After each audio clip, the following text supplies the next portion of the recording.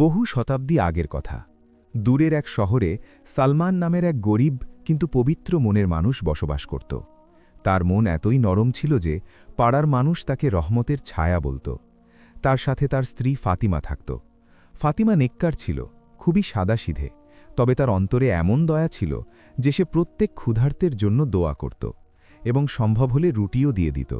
সে প্রতিদিন সকালে মসজিদের বাইরে বসা বৃদ্ধ ফকিরকে দুধে ভেজানো শুকনো রুটি খাওয়াত। তারপর কাছের এক অসুস্থ বৃদ্ধা মহিলার বাড়িতে গিয়ে পানি ভরে দিত। আর যখন কোনো এতিম বাচ্চাকে কাঁদতে দেখত, তখন নিজের চুলার একটি রুটি কম করে দিত যাতে সেই বাচ্চাটি পেট ভরে খেতে পারে। সালমান প্রায়ই লজ্জিত হতো যে ঘরে খাওয়ার জিনিস কম, কিন্তু স্ত্রীর মন এত মজবুত ছিল যে সে বলত, উপরমালা দিয়ে দেবেন, আমাদের নেকি কোথাও বৃথা যাবে না। এভাবেই দুজনের জীবন শান্তিতে কেটে যাচ্ছিল। কিন্তু শহরে তখন চরম দারিদ্র্যের কষাঘাত ছিল। কাজকর্ম কম ছিল, মজুরির বিনিময়ে কখনো দুদিনের খাবার জুটত, আবার কখনো 4 দিন পর্যন্ত কিছুই মিলত না। তবুও ফাতিমা কোনো অভিযোগ করত না। যখন চুলা ঠান্ডা থাকত তখন সে বাচ্চাদের জন্য দোয়া করত এবং নিজে খালি পেটে ঘুমিয়ে পড়ত। সে আশেপাশের মানুষদের বিবাদ মিটিয়ে দিত। 2 বোনের মধ্যে ঝগড়া হলে তাদের বসিয়ে বোঝাত। প্রতিবেশীর বাড়ির বাইরে দিয়ে যাওয়া বাচ্চাদের থামিয়ে বলত, বাবারা, ঝগড়া করো না, মিলেমিশে ভালোবাসার সাথে জীবন কাটাও। এভাবেই দিন দিন করে 7টি বছর কেটে গেল। একদিন হঠাৎ করে ফাতিমা অসুস্থ হয়ে পড়ল। প্রথমে হালকা কাশি, তারপর সর্দি, এরপর এতটাই দুর্বলতা দেখা দিল যে সে উঠে বসতেও পারল না। সালমান অস্থির হয়ে উঠত, কখনো হেকিমের কাছে দৌড়াত, কখনো কারো কাছে ধার চাইত, আবার কখনো দোয়ার জন্য ইমাম সাহেবের কাছে যেত। কিন্তু অসুস্থতা দিনের পর দিন বাড়তেই থাকল। সারা রাত সে বিছানায় শুয়ে থাকত। সালমান তার পাশে বসে কুরআন তিলাওয়াত করত। চোখ দুটো পানিতে ভরে আসত। ফাতিমা হালকা হেসে বলত, সব ঠিক হয়ে যাবে। কিন্তু এবার তার সময় ঘনিয়ে এসেছিল। একদিন সকালে সে চিরদিনের জন্য এই নশ্বর পৃথিবী ছেড়ে চলে গেল। ঘরে শুধু পিনপতন নীরবতা নেমে এলো। 2 ছোট ছেলে ইয়াসির এবং মারিয়ান কেবল কাঁদতেই থাকল। সালমানের হৃদয় ভেঙে গেল। কিন্তু দায়িত্বগুলো সামনে দাঁড়িয়েছিল। মাথার ওপর ঋণ চেপে বসেছিল, ঘরের দেওয়ালে ফাটল ধরেছিল এবং পেট ছিল খালি। এই বাধ্যবাধকতাই তাকে শহরে যেতে বাধ্য করল। সে ছেলেদের দাদির কাছে রেখে শহর থেকে অনেক দূরের এক নগরীতে কাজের সন্ধানে বেরিয়ে পড়ল। সে ভাবত, কিছুদিন পরিশ্রম করব, কিছু টাকা নিয়ে ফিরে আসব, তারপর বাচ্চাদের লেখাপড়া শেখাব। কিন্তু জীবন কোথায় এত সহজ ছিল। বছর পেরিয়ে গেল, হাড় ভাঙা খাটুনি বাড়ল, আর ক্লান্তি তার কোমরে চেপে বসল। অনেকবার রোগাক্রান্ত হল, অনেকবার প্রতারিত হল, কিন্তু কখনো সাহস হারাল না। ওদিকে গ্রামে দাদি বুড়ো হয়ে গিয়েছিলেন। তার হাত কাঁপত। ছেলেদের সামলানো তার পক্ষে কঠিন হয়ে পড়ছিল। পাড়ার কিছু স্বার্থপর মানুষ খোঁটা দিত। কেউ বলতো, বাপ তাদের ছেড়ে চলে গেছে, কেউ বলতো এই বাচ্চারা এখন অপয়া। কিন্তু 2 ভাই নীরবে সব সহ্য করে যেত। তারপর সময় নতুন মোড় নিল। দাদিও ইন্তেকাল করলেন। এবার 2 ভাই একদম একা হয়ে গেল। আশেপাশের মানুষজন পরামর্শ দিল যে সালমানকে খবর পাঠাও, কিন্তু সালমান তখন শহরের অন্য এক প্রান্তে ছিল। সে কোনো খবরই পেল না। এর মাঝে কেউ একজন একথা রটিয়ে দিল যে সালমান হয়তো আর ফিরে আসবে না। এই গুজব পরিস্থিতিকে আরও খারাপ করে তুলল। ওদিকে শহরে সালমানের দেখা হলো শাগুফতা নামের এক মহিলার সাথে। তার জীবনও ছিল ভাঙা। তার আগের বিয়ের স্বামী মদ্যপ ছিল, মারধর করত। তারপর এক দুর্ঘটনায় সে মারা যায় এবং শাগুফতা একা হয়ে যায়। কিছু মহিলারা তাকে বোঝাত যে একা নারীর একজন সহায় দরকার। কেউ বলতো আবার বিয়ে করে নাও, কেউ বলতো সম্মান বাঁচাতে চাইলে তাড়াতাড়ি সিদ্ধান্ত নাও। সালমানের মন গলে গেল। জীবনের একাকিত্ব এবং বাচ্চাদের দায়িত্বের কথা ভেবে সে বিয়ের জন্য রাজি হয়ে গেল। শুরুতে শাগুফতা সালমানের খুব যত্ন নিত, রান্না করত, সালমানের কাপড় ধুয়ে দিত, তার ক্ষতে মলম লাগিয়ে দিত। কিন্তু ধীরে ধীরে পাড়ার মহিলারা বিষ ছড়াতে শুরু করল। একজন প্রতিবেশী মহিলা প্রায়ই এসে বলতো, দেখো, তোমার স্বামী তার প্রথম স্ত্রীকে মন থেকে ভালোবাসত। সে তোমাকে এজন্যই বিয়ে করেছে যাতে ঘরের কাজ হয়। আজ হোক বা কাল সে তোমাকে পর ভাববেই। অন্য কোনো নারী এসে বলতো, শাগুফতা, শোনো, লোকে বলে সে কেবল তার আগের সন্তানদের জন্যই বাঁচছে, তুমি শুধুই এই বাড়ির কাজের মেয়ে। এসব কথার প্রভাব শাগুফতার মনে গেঁথে যেতে লাগল। তার অন্তরে ঈর্ষার সৃষ্টি হল। সে ভাবতে শুরু করল যে বাচ্চারা যদি ফিরে আসে তাহলে তার অধিকার কমে যাবে, তার ভালোবাসা ভাগ হয়ে যাবে, তার কাছে যেটুকু সুখ শান্তি আছে সেটাও চলে যাবে। এই কথাটাই তাকে বদলে দিল। তার কথায় কঠোরতা চলে এলো, চেহারায় সন্দেহ আর কথায় কথায় খিটখিটে স্বভাব তৈরি হল। অথচ সালমান দিনরাত পরিশ্রমের মাঝে ডুবে থাকত। সে টেরও পেত না যে শাগুফতার ভেতরে ভেতরে আগুন জ্বলছে। কিন্তু সালমানের দুর্ভাগ্য ছিল যে এত পরিশ্রম করা সত্ত্বেও ঘরের অভাব অনটন শেষ হবার নামই নিচ্ছিল না। অবশেষে সালমান তার গ্রামে ফিরল এবং সে তার স্ত্রীকে তার 2 ছেলের ব্যাপারে জানালো এবং তার 2 ছেলের সাথে পরিচয় করিয়ে দিল। আর তার পরের দিনই ভালো কাজের সন্ধানে অন্য শহরে বেরিয়ে পড়ল। আরও কয়েক বছর কেটে গেল, কিন্তু সেই শহরেও সে তেমন ভালো কোনো কাজ জোগাড় করতে পারল না। অবশেষে সালমান দৃঢ় প্রতিজ্ঞা করল যে এখন তাকে ফিরতেই হবে, তা হাত খালিই হোক না কেন। সে তার ছেলেদের না দেখে আর বাঁচতে পারছিল না। সে শহরের দিকে পা বাড়াল। তার চোখে এক বুক আশা ছিল যে ছেলেরা দৌড়ে এসে তাকে বুকে জড়িয়ে ধরবে, কিন্তু নিয়তি অন্য কিছুই লিখে রেখেছিল। যখন সে শহরের বাইরে পৌঁছল তখন পুরনো রাস্তাকেও তার অচেনা মনে হতে লাগল। বাড়ির কাছে পৌঁছে সে দেখল দেওয়ালগুলো ভেঙে পড়েছে, দরজা অর্ধেক হেলে আছে, ভেতরে ধুলো আর ছড়ানো ছিটানো জিনিসপত্র, কোনো আওয়াজ নেই। তার বুক ধক করে উঠল। প্রতিবেশীর দরজায় গেল, কিন্তু ঠিক সেই মুহূর্তে শাগুফতা এগিয়ে এসে কথার রাশ টেনে ধরল। সে সালমানকে বলল যে এখানকার লোকেরা খারাপ কথা বলে, তোমার ছেলেরা বকে গিয়েছিল, মিথ্যা কথা বলতো, চুরি করত এবং দাদির মৃত্যুর পর বাড়িঘর ভেঙে কোথায় যেন চলে গেছে। কেউ বলে শহরে পালিয়েছে, কেউ বলে নদীর দিকে চলে গেছে। সালমানের বুক কেঁপে উঠল। সে বলল, আমি নিজেই তাদের খুঁজে বের করব। কিন্তু শাগুফতার কানে সেই প্রতিবেশিনীর বিষবাক্য গুঞ্জরিত হতে লাগল। সে বলল, সেখানে যেও না, লোকেরা তোমাকে ঝামেলায় ফেলবে, আর যদি বাচ্চারা সত্যি সত্যি লোকে যেমন বলছে তেমন হয় তবে তোমার বদনাম হবে। সে বলল, ভালো হবে যে আপনার দৃষ্টি থেকে ওরা দূরে থাকুক এবং এখানে আমাদের নতুন জীবন গড়ে উঠুক। সালমানের বুকে ঝড় বইছিল, কিন্তু একজন ক্লান্ত মানুষ কখনো কখনো দুর্বল হয়ে পড়ে। সে ভাবল, হয়তো বাচ্চারা আসলেই পথভ্রষ্ট হয়েছে, হয়তো ফিরেও আসতে পারে। কিন্তু অন্যদিকে গল্পটা ভিন্ন পথেই চলছিল। ইয়াসির ও মারিয়ান এখনও ওই শহরেই ছিল, তবে শহরের এক প্রান্তে একটি ভাঙা কুঁড়ে ঘরে। তারা সারা দিন মজুরি করত, কখনো কাঠ কাটত, কখনো নদী থেকে বালি তুলত, কখনো খেতে কাজ করত। রাতে ক্লান্ত হয়ে ফিরে 2 ভাই প্রায়ই আকাশের দিকে তাকিয়ে বলত যে আব্বা যদি ফিরে আসে তাহলে আমরা তার সাথে মিলে নতুন জীবন শুরু করব। কারোরই জানা ছিল না যে বাবা কাছে এসে আবার ফিরে যাচ্ছে। তাদের দুজনের মনে কষ্ট ছিল ঠিকই, কিন্তু কোনো ঘৃণা ছিল না। তারা প্রায়ই তাদের মৃত আম্মুকে মনে করত, তার নেকির কথা স্মরণ করে বলত, যদি আম্মু বেঁচে থাকত তবে আমাদের এভাবে একা ছেড়ে দিত না। এক রাতে ইয়াসির বলল, যদি আব্বা আমাদের ছেড়ে দিয়ে থাকে তবে আমরা নিজেরাই পথ তৈরি করব, নিজের পায়ে দাঁড়াব। মারিয়ানের চোখ জলে ভরে এলো। সে বলল, কিন্তু আমি প্রতি রাতে দোয়া করি যে সে ফিরে আসুক। সেই রাতে দূরে কোথাও সালমান নিজের বিছানায় এপাশ ওপাশ করছিল, মনে এক অদ্ভুত অস্থিরতা।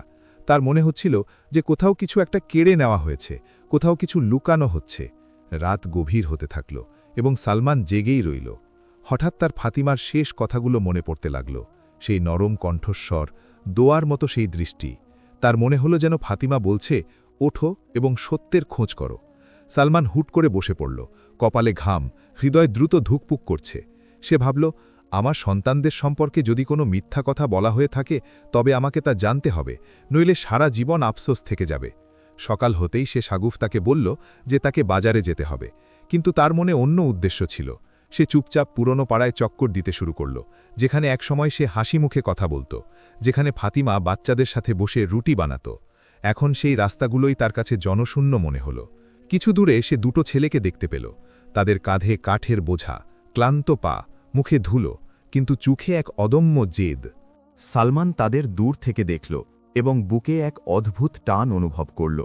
মনে হলো যেন কোনো আত্মা তাকে ডাকছে, কিন্তু সে সামনে এগিয়ে যাওয়ার সাহস পেল না, শুধু দাঁড়িয়ে রইল আর তাদের দুজনকে চলে যেতে দেখতে লাগল। ওদিকে ইয়াসির হঠাৎ অনুভব করল যে পেছন থেকে কেউ তাদের দেখছে। সে ফিরে তাকালো, কিন্তু সালমান চট করে রাস্তা বদলে অন্যদিকে চলে গেল। ইয়াসির ভাবল হয়তো কোনো পথচারী হবে এবং সে সামনের দিকে এগিয়ে গেল। সন্ধ্যায় সালমান বাড়ি ফিরলে শাগুফতার চেহারায় বিরক্তি ছিল। সে শুনেছিল যে প্রতিবেশিনী আবারও এসেছিল এবং কান ভাঙিয়ে গেছে। সে বলে গিয়েছিল যে তোমার স্বামী এখন আগের লোকদের খোঁজে ঘুরছে, খেয়াল রেখো, নইলে কালকে সমস্ত ভালোবাসা তাদেরই হয়ে যাবে। এ কথা শুনে শাগুফতার মনে আবার ঈর্ষার ধোঁয়া উঠতে শুরু করল।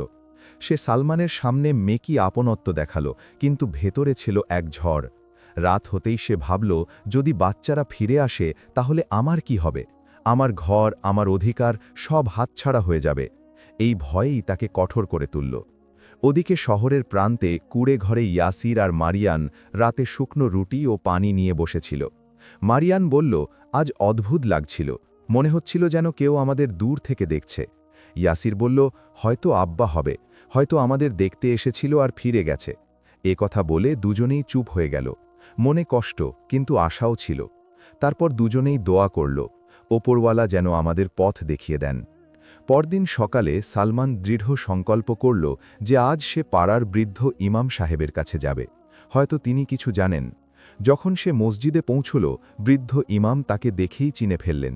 তিনি সালমানের হাত ধরে ফেললেন, চোখে জল, বললেন, তোমার অনুপস্থিতিতে অনেক কিছু বদলে গেছে। তোমার ছেলেরা বড় হয়ে গেছে, পরিশ্রমী হয়েছে, নেককার হয়েছে, কিন্তু একা হয়ে পড়েছে। সালমানের হৃদয়ে ছিন্ন ভিন্ন হয়ে গেল। সে জিজ্ঞেস করল, তারা কোথায় আছে? ইমাম ইশারা করলেন যে এখান থেকে একটু দূরে, এক প্রান্তে। তবে সাথে এটাও বললেন যে ছেলেদের সন্দেহ করো না, মানুষের কথায় কান দিও না, নেকি, ধৈর্য আর সত্যকে আঁকড়ে ধরে থেকো। সালমানের চোখ ভিজে গেল। সে মসজিদ থেকে বের হতেই মনে হলো আজ যেন তার পা দুটো ভারী হয়ে গেছে। তবুও সত্যের দিকে তার পা এগিয়ে যেতে থাকল। সন্ধ্যা ঘনিয়ে এলো, আকাশ কালো হতে শুরু করল। দূরে কোথাও কুকুরের ঘেউ ঘেউ আওয়াজ আর বাতাসে এক অদ্ভুত শাঁ শাঁ শব্দ। সালমান কুনে ঘরের দিকে পৌঁছাল। সে দেখল ভেতরে প্রদীপ জ্বলছে আর দুই ভাই বসে আছে। সে কিছু মুহূর্ত দূরে দাঁড়িয়ে রইল, তারপর তার পা আপনা আপনি সামনে এগিয়ে গেল। মনে হচ্ছিল যেন ভাগ্য তাকে টেনে নিয়ে যাচ্ছে। কিন্তু সে দরজার কাছে পৌঁছাতেই পেছন থেকে এক মহিলার চড়া গলা ভেসে এলো, শাগুফতা। সে সালমানের পেছনে চুপি চুপি চলে এসেছিল, তার চেহারায় সন্দেহ আর রাগ। সে সালমানের হাত চেপে ধরল এবং টানতে টানতে বলল, বাড়ি চলো, এখানে কি করছো? মানুষজন আজে বাজে কথা বলবে। সে জানত যে সালমান যদি ভেতরে ঢুকে যায় তাহলে সব সত্যি প্রকাশ পেয়ে যাবে। সালমান থেমে গেল, হৃদয় ভেঙে চুরমার হয়ে গেল। কিন্তু সে চুপ করে রইল, কেবল কুড়ে ঘরের দিকে শেষ একবার তাকিয়ে ফিরে গেল। ভেতরে বসে থাকা মারিয়ান হঠাৎ বলে উঠল, আরে ইয়াসির, কারো পায়ের আওয়াজ আসছিল, হয়তো কেউ আমাদের দেখতে এসেছিল। ইয়াসির উঠে বাইরে দেখল, কিন্তু ততক্ষণে অন্ধকার সব কিছু গিলে খেয়েছিল। ওদিকে বাড়ি পৌঁছে শাগুফতা কথা বাড়াতে শুরু করল। সে বলল যে মানুষজন পাড়ায় বলছে তোমার বাচ্চারা বদনাম কুড়িয়েছে, চুরি করে, ঝগড়া করে। যদি তুমি ওদের কাছে যাও তাহলে তোমার সম্মান মাটিতে মিশে যাবে। সালমানের মন আবার দোটানায় পড়ে গেল, কিন্তু এবার তার ভেতর থেকে আরেকটা আওয়াজ উঠল। সে ভাবল, কারো সম্পর্কে কোনো সিদ্ধান্ত শোনার আগে নিজের চোখে দেখাটা জরুরি। সেই রাতে সে ছাদে বসে রইল। আকাশে মেঘ, ঠান্ডা বাতাস আর বুকের ভেতর এক ঝড়।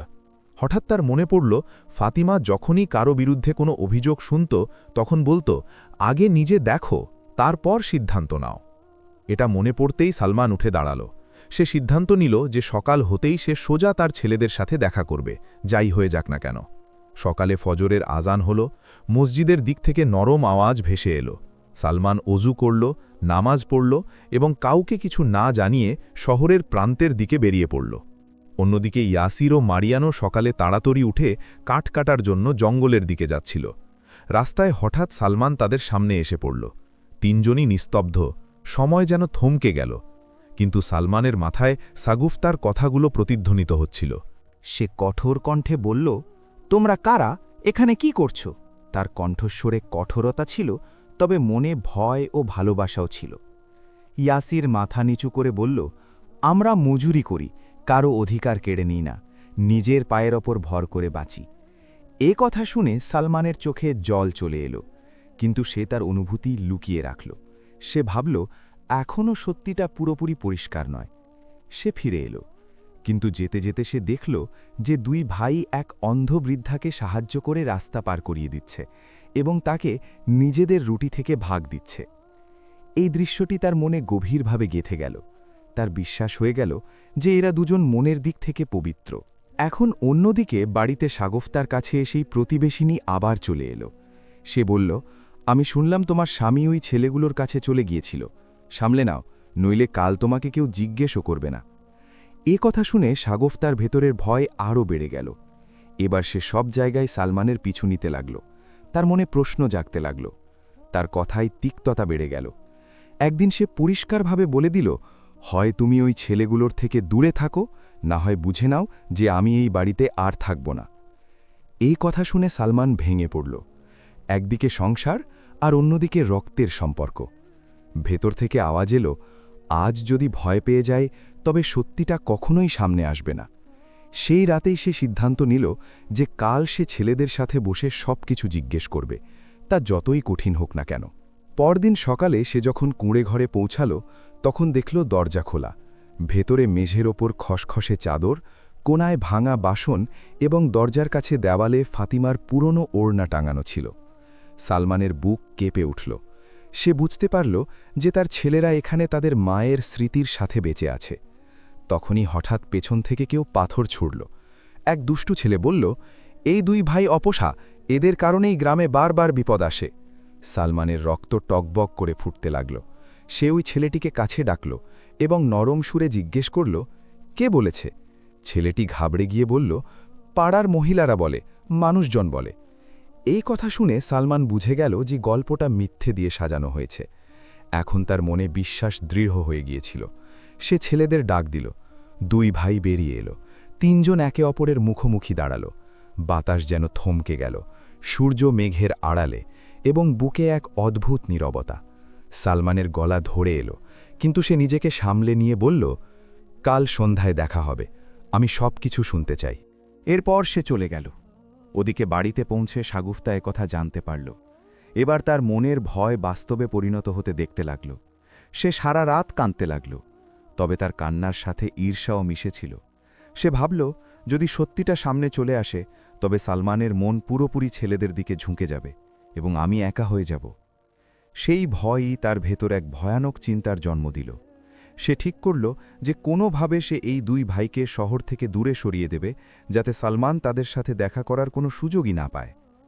সেই রাতে শাগুফতা ছাদে দাঁড়িয়ে রইল। ঠান্ডা বাতাস বইছিল, মগজে অদ্ভুত অদ্ভুত চিন্তার আনাগোনা চলছিল। তার মনে হচ্ছিল যে সময় থাকতে কিছু না করলে তার পুরো পৃথিবী হাত ফসকে চলে যাবে। সে পরের দিনই শহরের এক ধূর্ত লোক নাসিরকে ডেকে পাঠাল। ওই লোকটির এমন পরিচিতি ছিল যে সে গরিবদের অসহায়তা নিয়ে খেলত এবং তাদের কষ্টকে ব্যবসায় পরিণত করত। শাগুফতা তাকে বলল যে দুজন ছেলে আছে, শ্রমিক, তাদের শহরে কাজের লোভ দেখাও এবং এখান থেকে তুলে নিয়ে যাও। নাসির চোখে ধূর্ততা নিয়ে রাজি হয়ে গেল এবং সেই সন্ধ্যায় সে শহরের প্রান্তে কুঁড়ে ঘরের দিকে রওনা দিল। ওদিকে ইয়াসির এবং মারিয়ান কাঠ বেঁধে ফিরছিল। ক্লান্তিতে পা কাঁপছিল, কিন্তু বুকে আশা বাঁধা ছিল যে কাল আব্বার সাথে খোলাখুলি কথা হবে। তখনই রাস্তায় নাসির তাদের সামনে এসে পড়ল। সে গলার সুর নরম রেখে ওই দুজনকে বলল যে শহরে মজুরির কাজ পাওয়া যাচ্ছে, প্রতিদিনের পারিশ্রমিকও ভালো, থাকার জায়গাও আলাদা এবং খাবারও জুটবে। সে কথাগুলোকে এমনভাবে রাঙিয়ে দিল যে দুই ভাইয়ের মনে আশা জেগে উঠল। তারা ভাবল যে যদি বেশি টাকা পাওয়া যায় তবে আব্বার সাথে দেখা করে বাড়ি ঠিক করাবো, নিজেদের জন্যেও একটা ভালো জীবন গড়ে তুলব। রাতে দুজন প্রদীপ নিভিয়ে দিল এবং ঘুমানোর আগে চুপচাপ দোয়া করল যে এই পথ যদি কল্যাণের হয় তবে যেন সহজ হয়ে যায়। ওদিকে সালমানের রাত আবার অস্থিরতায় কাটল। তার মনে হচ্ছিল যে কোনো এক অন্ধকার ষড়যন্ত্রের গন্ধ বাতাসে ভাসছে, কিন্তু তার জানা ছিল না যে আঘাতটা কোথা থেকে আসতে চলেছে। সকালে ফজরের সময় নাসির চলে এলো, হাতে পুরনো থলে, চোখে প্রতারণা। সে বলল, চলো শহরে যাই, সেখানকার সওদাগর অপেক্ষা করছে। দুই ভাই তাদের কুঁড়ে ঘরের বাইরে দাঁড়িয়ে নিজেদের মায়ের ওড়নার দিকে তাকিয়ে রইল, যেন আত্মা থেকে বিদায় নিচ্ছে। তারপর তারা পথ ধরল। ওদিকে সলমানও ছেলেদের সাথে কথা বলার উদ্দেশ্যে সেই দিকেই রওনা দিল। সে কুঁড়েঘর পর্যন্ত পৌঁছাল, তখন দেখল দরজা খোলা। ভেতরে নীরবতা, দেওয়ালে ঝোলানো ওড়নাটা উড়ছে, যেন কেউ বিদায় জানিয়ে চলে গেছে। তার মনে কষ্টের রেখা নেমে এলো। সে চারদিকে তাকালো, কিন্তু কেউ ছিল না। তারপর সে রাস্তায় মানুষের কাছ থেকে জানতে পারল যে দুজন ছেলে আজ সকালে কোনো এক অপরিচিত লোকের সাথে শহরের দিকে রওনা হয়েছে। তার পা টলমল করে উঠল। বুকে ভয় ঢুকে গেল। সে বুঝতে পারল যে এই সব কিছু কোনো কাকতালীয় ঘটনা নয়, বরং একটা খেলা, এবং এই খেলায় কারও উদ্দেশ্য ভালো নয়। ওদিকে নাসির দুই ভাইকে নিয়ে নির্জন রাস্তা দিয়ে বেরোল। ঘন ক্ষেত, শুকনো গাছ, দূরে কোথাও কাকের ডাক। হঠাৎ সে পথ বদল করে জঙ্গলের দিকে মোড় নিল। ইয়াসির মনে কিছুটা আতঙ্ক অনুভব করল, তবুও সে চুপ করে রইল। সন্ধ্যা নাগাদ তারা একটি পুরনো সরাইখানায় পৌঁছাল। সরাইখানার মালিক নাসিরের সাগরেদ বেরোল। দুই ভাই ক্লান্ত ছিল। তাদের স্বাদহীন রুটি দেওয়া হল এবং মেঝের ওপর ঘুমোতে বলা হল। রাত গভীর হল, দরজা বন্ধ হল এবং দুজনকেই বাইরে থেকে শেকল পরিয়ে দেওয়া হল। তখনই তারা বুঝতে পারল যে তারা কোনো এক ফাঁদে আটকা পড়েছে। মারিয়ানের দুঃখ কেঁপে উঠল। ইয়াসির তার হাত ধরে বলল, ধৈর্য ধরো, ওপরওয়ালার ওপর ভরসা রাখো।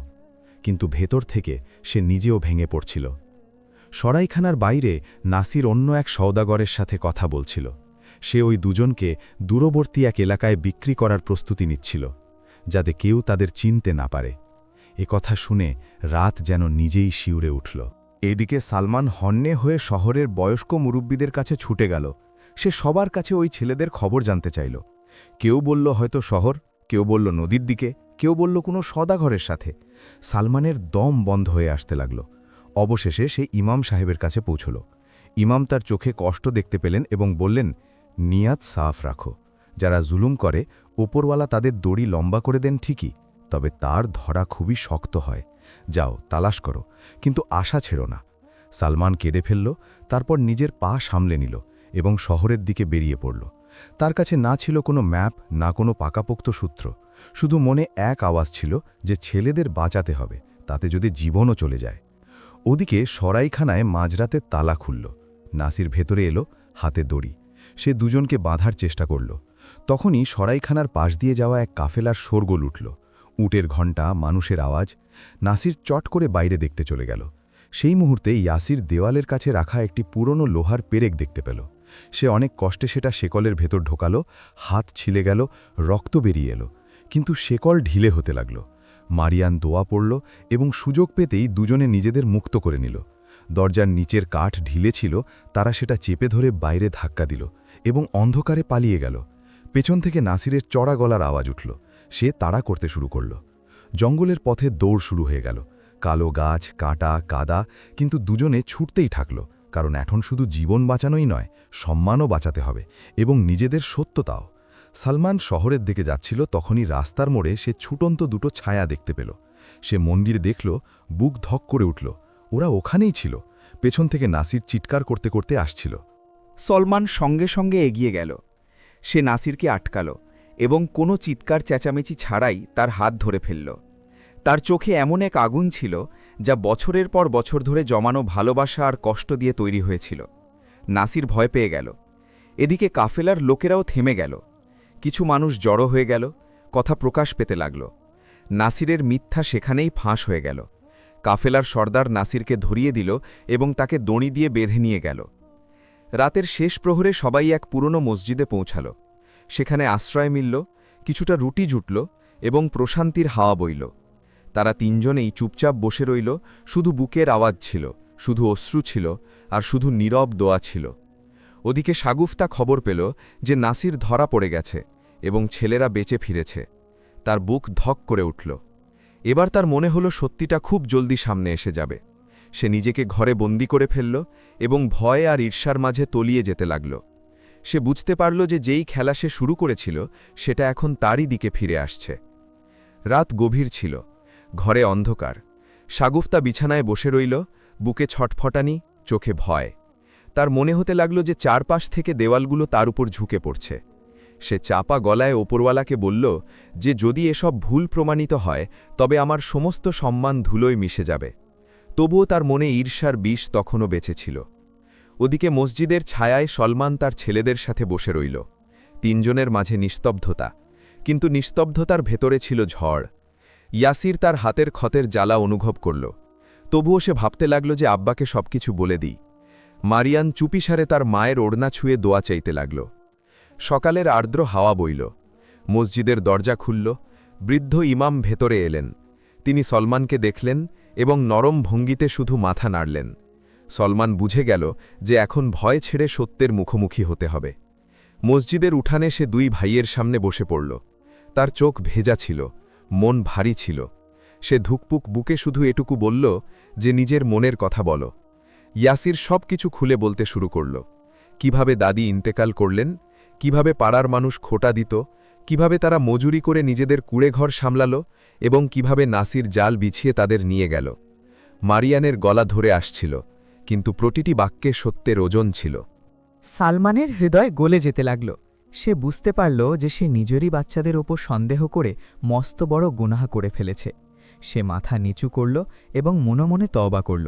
কিন্তু তখনও একটা ছায়া বাকি ছিল, সাগুপ্তার ছায়া, এবং ওই ছায়াতেই আসল ঝড় লুকিয়েছিল।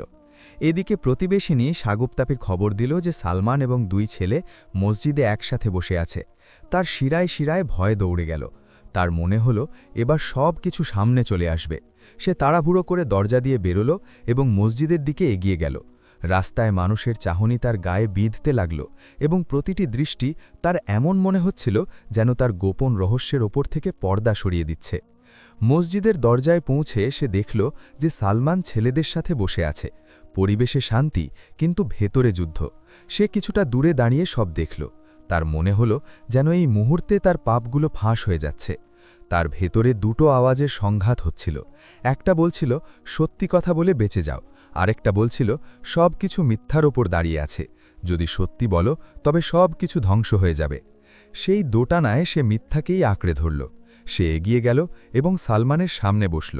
চেহারা মেকি, কণ্ঠস্বর দুর্বল। সে বলল যে পাড়ার লোকেরাই তো বলেছিল যে এই ছেলেগুলো বকে গেছে, আমি তো তোমাকে বাঁচাতে চেয়েছিলাম। কিন্তু সালমানের চোখে এখন সত্যের চমক ছিল। সে বুঝতে পারল যে এসব কিছু কোনো এক গভীর ভয়ের কারণে সৃষ্টি হয়েছে, কিন্তু তা সত্ত্বেও কষ্ট তো কষ্টই থেকে যায়। সে মনে মনে সিদ্ধান্ত নিল যে এখন কারো কথায় সে আর সম্পর্কগুলোকে পিষতে দেবে না। ঠিক সেই সময় মসজিদের বাইরে এক হট্টগোল শুরু হয়ে গেল। লোকেরা বলছিল যে নাসিরকে কাজীর সামনে হাজির করা হচ্ছে এবং তার রহস্য ফাঁস হতে চলেছে। সালমান ছেলেদের বলল, চলো ওখানেই যাই। সাগুপ্তাও সাথে চলল। কাজীর সামনে নাসির দাঁড়িয়েছিল, চেহারায় আতঙ্কের ছাপ। সে জানত যে মিথ্যা আর লুকিয়ে রাখা যাবে না। কাজী তাকে কিছু জিজ্ঞেস করলেন না, বরং ইশারা করলেন সত্যিটা বয়ান করার জন্য। নাসির ভয় পেতে পেতে জানালো যে তাকে এক মহিলা টাকা দিয়ে দুই ছেলেকে শহর থেকে দূরে পাঠানোর কাজ দিয়েছিল। মসজিদের উঠানে যেন নিস্তব্ধতা নেমে এলো। সবার দৃষ্টি সাগুফতার দিকে উঠল। তার চেহারা ফ্যাকাশে হয়ে গেল, হাত কাঁপতে লাগল এবং সে ওখানেই বসে পড়ল। তার গলা থেকে কোনো আওয়াজ পর্যন্ত বেরোল না। সালমানের আত্মা কেঁপে উঠল। তার মনে হল যেন কেউ তার বুকে পাথর চাপিয়ে দিয়েছে। ইয়াসির ও মারিয়ান চুপ, ইমামের চোখ বন্ধ এবং কাজীর দৃষ্টি কঠোর। সেই মুহূর্তে সাগুফতার বোধোদয় হল যে মানুষ যখন তার ভয়ের কাছে মাথা নত করে দেয়, তখন সে নিজেই তার সম্পর্কগুলোকে পুড়িয়ে ছাই করে দেয়। সে আস্তে করে মাথা নিচু করে নিল এবং চোখ থেকে জল গড়িয়ে পড়ল। সে বলল, আমি আমার জায়গা থেকে ভুল ভেবেছি। আমি এই খেলাটা ঈর্ষা আর ভয়ের কারণে শুরু করেছিলাম এবং এখন এটাই আমার সামনে শেকল হয়ে দাঁড়িয়ে আছে। এ কথা শুনে সালমানের ভেতরে রাগ আর কষ্ট দুটোই জেগে উঠল। তবে সেই সাথে ফাতিমার স্মৃতি তাকে নম্রতাও শেখালো। সে কাজীকে বলল যে শাস্তি যাই হোক, কিন্তু এখন আমার উদ্দেশ্য হল নিজের ছেলেদের সামলানো এবং আমার ঘরকে পুনরায় জীবন্ত করে তোলা। রাতে মসজিদের কাছে ৩ জন বসেছিল। বাতাসে শীতলতা, আকাশে কালো মেঘ এবং বুকে ভারী ভাব। সালমান ছেলেদের মাথায় হাত রাখল এবং প্রথমবারের মতো তাদের বুকে জড়িয়ে ধরল। ইয়াসিরের চোখ থেকে জল ঝরতে লাগল, মারিয়ান ফুপিয়ে কাঁদতে লাগল। এই আলিঙ্গন যেন বছরের পর বছর ধরে চলা অপেক্ষাকে পূর্ণ করছিল। কিন্তু এখনও পথ সহজ ছিল না। সাগুফতা ভেতর থেকে ভেঙে পড়েছিল। তার মনে হচ্ছিল যে এখন এই বাড়িতে তার কোনো জায়গা নেই। আর অন্যদিকে শহরের লোকেরাও আজেবাজে কথা বানাতে শুরু করল।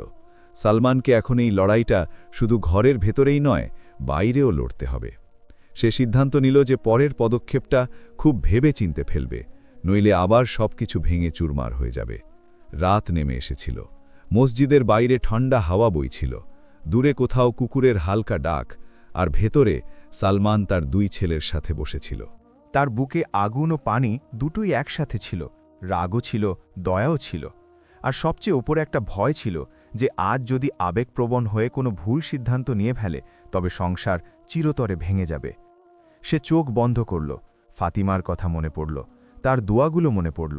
তারপর সে চুপচাপ বলল যে এখন আমাকে তাড়াহুড়ো করলে চলবে না, আমাকে সত্যকে পথ করে দিতে হবে। সকাল হল, ফজরে আযান ভেসে এলো, 3 জন নামাজ পড়ল এবং তারপর মসজিদের উঠানে বসে রইল।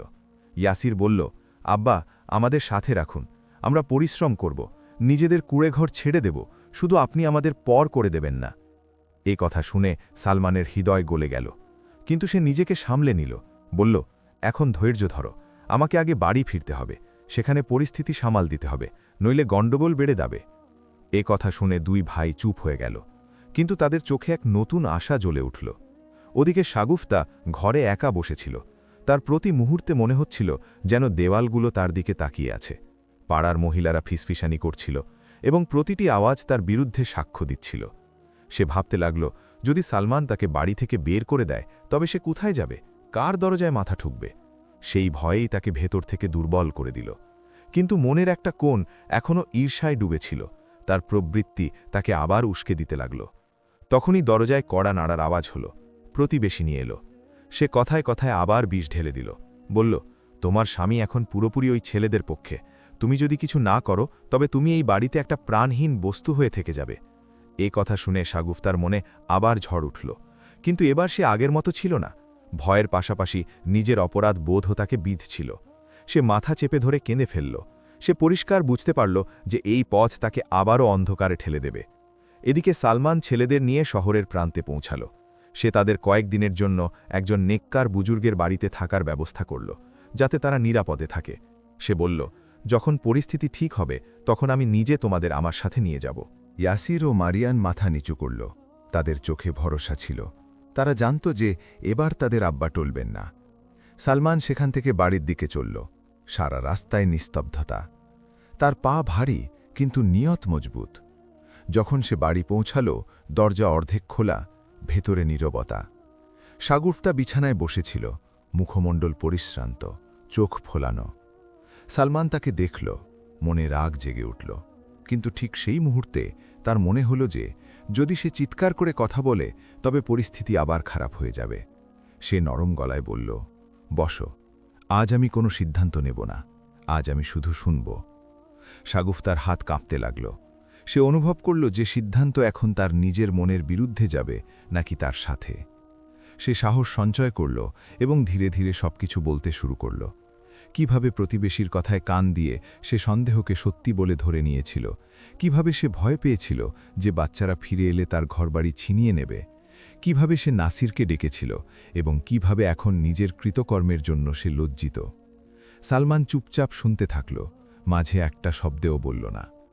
যখন কথা শেষ হল তখন সে মাথা নিচু করে নিল, বলল, ভুল অনেক বড় হয়ে গেছে, জুলুম হয়েছে, কিন্তু আমি এই সংসারকে ঘৃণার ওপর ছেড়ে দেব না।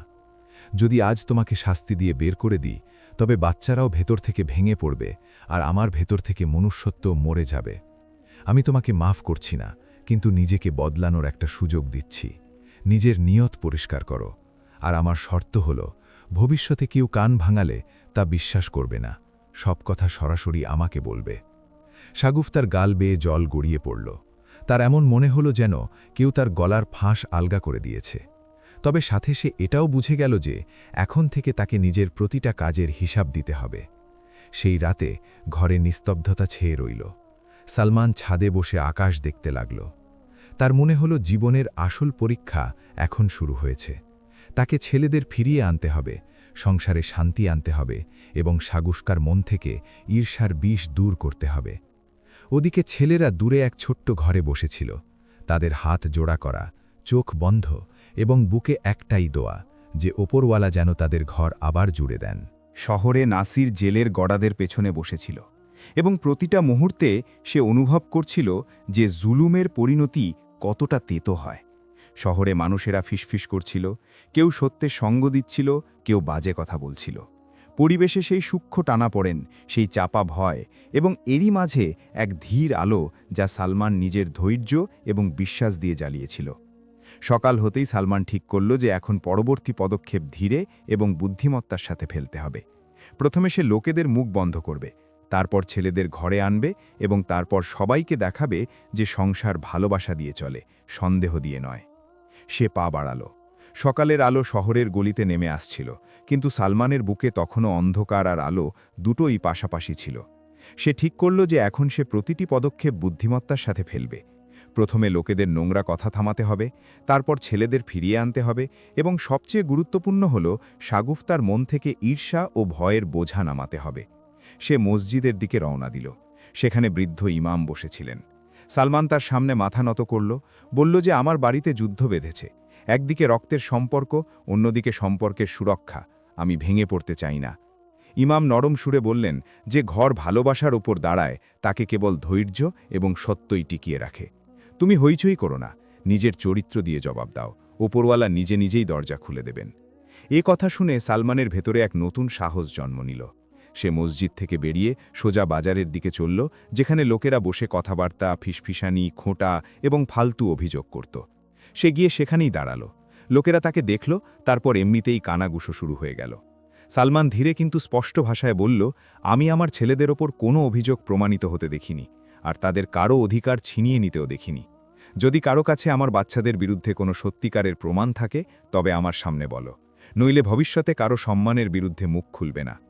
সুযোগ সন্ধানী ভিড় এক মুহূর্তের জন্য চুপ হয়ে গেল, কিছু মাথা নিচু হয়ে গেল, কিছু লোক পাশ কাটিয়ে চলে গেল। এটাই ছিল প্রথম জয়, ছোট কিন্তু জরুরি। এবার সালমান বাড়ি ফিরল, চৌকাঠে দাঁড়িয়ে রইল। সে দেখল শাগুফতা চুলার কাছে বসে আছে, চেহারায় লজ্জার ক্লান্তি, চোখে ভয়, কিন্তু কোথাও গভীর অনুশোচনার এক হালকা রশ্মিও আছে। সালমান কঠোরতা দেখালো না, সে কেবল বলল যে আজ রাত আমরা ঝগড়া ছাড়াই থাকব এবং কাল থেকে নতুনভাবে শুরু করব। শাগুফতা মাথা নিচু করল, তার বুক কেঁপলে উঠল। তার মনে হলো যেন কেউ তাকে আরও একটা সুযোগ দিয়ে দিল। তবে সাথে এটাও বুঝল যে এখন থেকে প্রতিটি ভুলের বোঝা তাকে নিজেকেই বইতে হবে। রাত ঘনাতে ঘনাতে সালমান ছাদে শুয়ে পড়ল। আকাশে মেঘ, স্মৃতিগুলো তার চোখের সামনে ভাসতে লাগল। ফাতিমার হাসি, দুই ছেলের ছোটবেলার দিনগুলো, আর শাগুফতার ভয়। তার মনে হলো এই ঘর একটা আহত শরীরের মতো, সবখানে যন্ত্রণা, কিন্তু যদি ঠিকমতো মলম লাগানো যায় তবে হয়তো সব জুড়ে যেতে পারে। সে দোয়া করল, এবং সেই দোয়ার সাথেই তার চোখ বুজে এলো। সকালে ফজরের আজানের সাথে সাথে নতুন একটি দিন শুরু হলো। সালমান সবার আগে ওই বুজুর্গের কাছে গিয়ে তার দুই ছেলেকে দেখল। ইয়াসিরের হাতের ক্ষতটা এখনও কাঁচা ছিল, কিন্তু তার চেহারায় অদ্ভুত শান্তি ছিল। মারিয়ানের ঠোঁটে হালকা হাসি। তারা তাদের আব্বাকে দেখল তো নিস্তব্ধতার মাঝেই এক শোক গাথার মতো শান্তি নেমে এলো। সালমান বলল, আজ তোমরা দুজন আমার সাথে যাবে না, এখনো সময় আসেনি। আমি আগে ঘরের ভেতরের পরিবেশ সামলাব, নইলে তোমরা দুজন আবার জুলুমের আগুনে পুড়ে যাবে। ইয়াসির মাথা নিচু করে নিল। মারিয়ান দোয়া করল। দুজনের মনে বিশ্বাস বেড়ে গেল। তারা বুঝতে পারল যে এখন তাদের বাবা আগের মতো নেই, এখন সে শিক্ষা পেয়ে গেছে। ওদিকে শহরে এক নতুন শোরগোল উঠল। কিছু লোক বলছিল যে নাসিরকে কাজী কড়া শাস্তি দিয়েছেন, তাকে জঙ্গলের রাস্তায় নিয়ে গিয়ে মজুরির কাজে লাগিয়ে দেওয়া হয়েছে, যাতে সে বুঝতে পারে যে অন্যের অসহায়তা নিয়ে খেলা কতটা বড় পাপ। এই খবর শুনে মানুষের মনে ভয় ঢুকে গেল। এখন আর কেউ সহজে কোনো গরিবের গায়ে হাত তোলার সাহস করছিল না। এটা সালমানের জন্যেও এক স্বস্তির কারণ হয়ে দাঁড়াল, কারণ এখন তার ছেলেদের বিরুদ্ধে ষড়যন্ত্র করা অতটা সহজ হবে না। কিন্তু গল্প এখানেই শেষ হল না। ঘরের ভেতর এখনও ঝড় বাকি ছিল। শাগুফতা নিজের ঘরে বসে রইল, তার হাত কাঁপতে লাগল। কখনো সে নিজেকে বলতো যে এখন সত্যি সত্যি আমার বদলে যাওয়া উচিত, আবার কখনো ভয় তাকে পুনরায় অন্ধকারে ঠেলে দিত।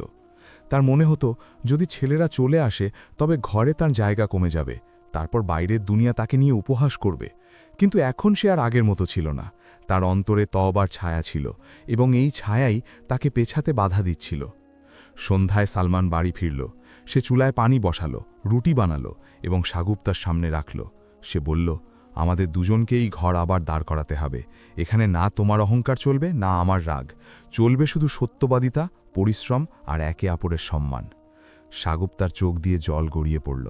সে প্রথমবারের মতো বুঝতে পারল যে কারো নরম সুর যে কোনো বড় শাস্তির চেয়েও অনেক বেশি ভারী হয়। পরদিন সালমান আরও একটা বড় পদক্ষেপ নিল। সে শহরের সেই জমিদারের কাছে গেল যে প্রায়ই শ্রমিকদের শোষণ করত।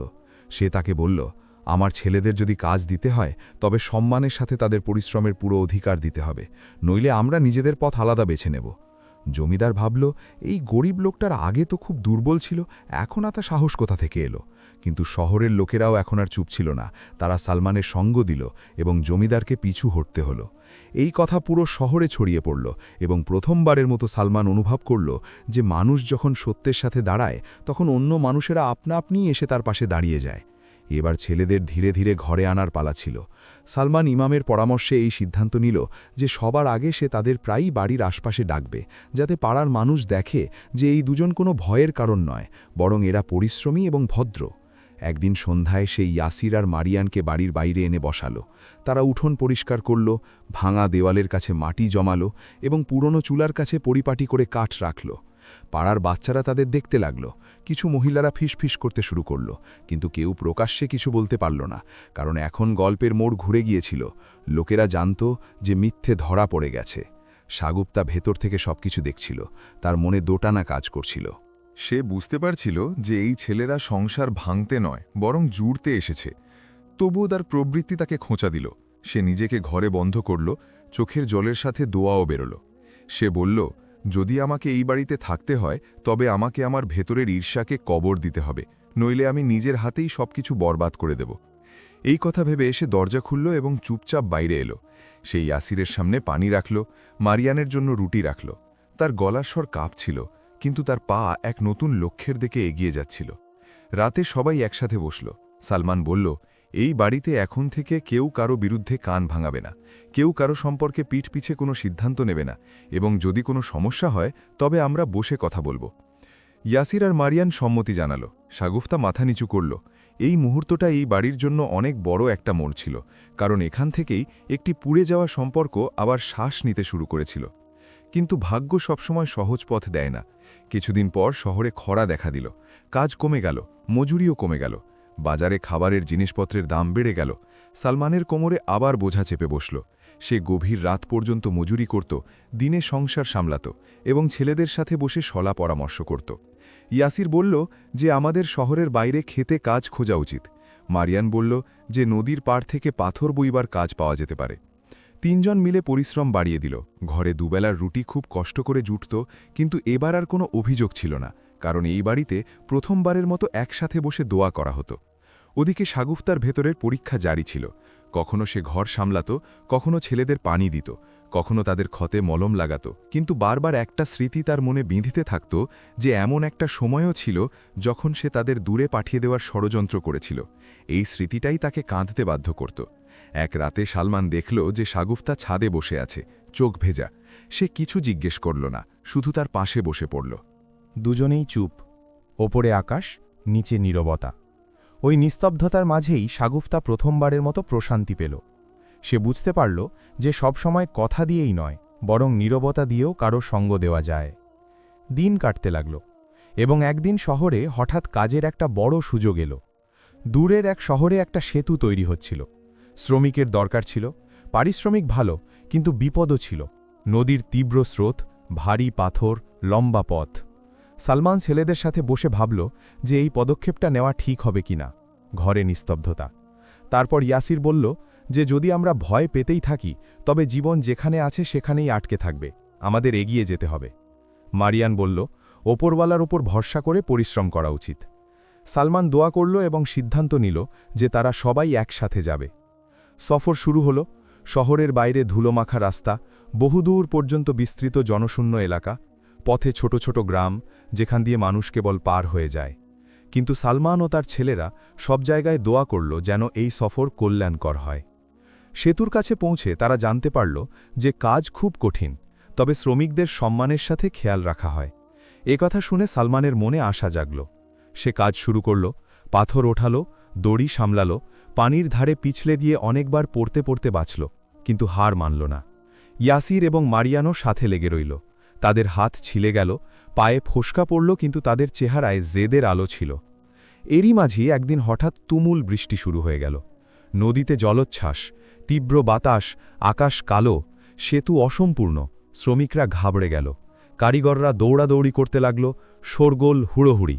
ঠিক সেই মুহূর্তে একটা বড় পাথর পিছলে নিচে পড়তে শুরু করল এবং তার নিচে দাঁড়িয়ে থাকা মারিয়ান ডুবে গেল। নিমেষের মধ্যেই সবার আত্মা কেঁপে উঠল। সালমানের বুক আর্তনাদ করে উঠল, কিন্তু তার মুখে শুধু দোয়া এলো। সে দৌড়ে গিয়ে দড়ি ধরল এবং নিজের হাতে মারিয়ানকে টেনে বের করল। ইয়াসিরও লাফিয়ে পড়ল। তিনজনের জীবনই বিপন্ন ছিল, কিন্তু ধৈর্য আর সাহসের সাথে তারা সেই মুহূর্তটি পার করে ফেলল। বৃষ্টি থামল, নদী শান্ত হল এবং শ্রমিকরা দেখল যে এই বৃদ্ধ মজুর ও তার ছেলেরা মৃত্যুর মুখোমুখি দাঁড়িয়েও সাহস হারায়নি। এই কথা পুরো ক্যাম্পে ছড়িয়ে পড়ল। এখন সবাই তাদের সম্মানের চোখে দেখত। কয়েক মাস কেটে গেল, শেষমেশ সেতুটি তৈরি হয়ে গেল। শ্রমিকরা তাদের পরিশ্রমের পুরো হক পেল, আর সালমানের হাতে প্রথমবারের মতো এতগুলো টাকা এলো যে সে সত্যি সত্যি তার ঘরকে পুনরায় দাঁড় করাতে পারত। সবার আগে সে মসজিদে গেল, শুকরিয়া আদায় করল, তারপর শহরের দিকে ফিরে চলল। পথে তার মনে একটাই ইচ্ছা ছিল, যে এখন সংসারে যেন শান্তি থাকে, ভালোবাসা থাকে, এবং কোনো সন্দেহ যেন কখনো এই বাড়িতে পা না রাখে। বাড়ি পৌঁছতেই সে দেখল যে সাগুফ তার দরজার চৌকাঠে দাঁড়িয়ে আছে, চোখে লজ্জা আর আনন্দ দুটোই। সে আস্তে করে সালমানের গাট্রিটা নিল এবং ভেতরে রেখে দিল। ইয়াসির ও মারিয়ান উঠানে বসে পড়ল এবং প্রথমবারের মতো এই বাড়িটি অনুভব করল যে এখন এটি কেবল মাটি আর দেওয়াল নয়, বরং একটি পরিপূর্ণ পরিবার হয়ে উঠছে।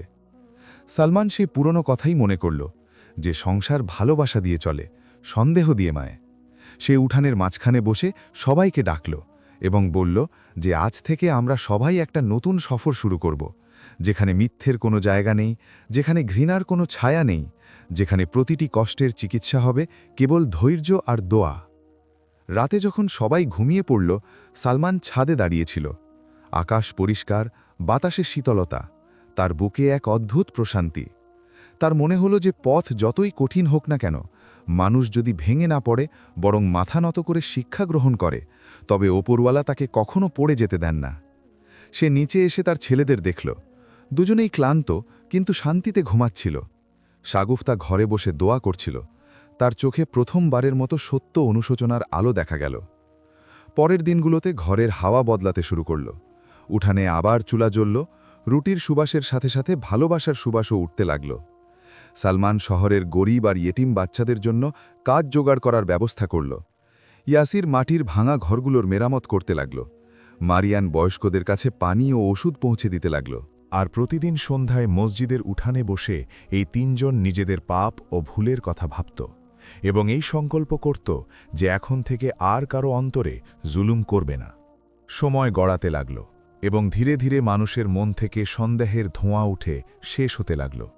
পাড়ার মানুষ এখন সালমানের ঘরকে দৃষ্টান্ত হিসাবে দেখতে শুরু করল। কেউ দুঃখী হলে ওখানেই আসত, কেউ বিপদে পড়লে পরামর্শ নিয়ে যেত। একদিন সাগুফতা সালমানের সামনে এসে মাথা নিচু করে দিল। তার গাল বেয়ে জল গড়াচ্ছিল। সে নিজের ভেতরের ভগ্ন দশা অনুভব করল এবং তারপর নিজের মনে তওবাকে জায়গা দিল। সেই দিন থেকেই সে নিজের পা সাবধানে ফেলতে শুরু করল। ছেলেদের সম্মান দেওয়াকে নিজের দায়িত্ব বানিয়ে নিল এবং নিজের প্রবৃত্তিকে দমিয়ে রাখতে শিখে গেল।